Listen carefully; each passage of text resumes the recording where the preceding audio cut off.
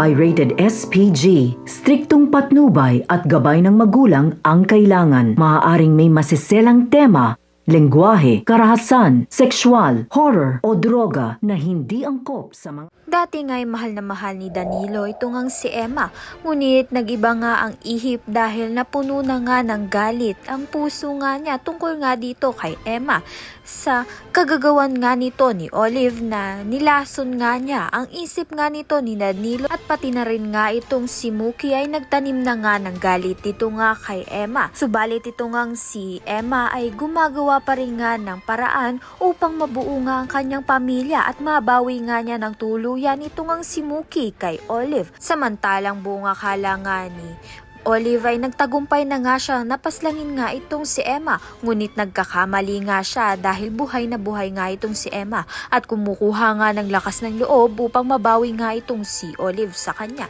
Sa kabilang banda naman nga makakagawa nga ng paraan itong ang si Ligaya upang ngang makatakas sa storage room nga kung saan nga siya tinago nito ni Olive. Sumulat pa nga itong si Ligaya ng liham para nga kay Danilo upang malaman nga ni Danilo ang katotohanan na hindi nga si Jade ang nakakausap nila kung hindi nga itong si Olive.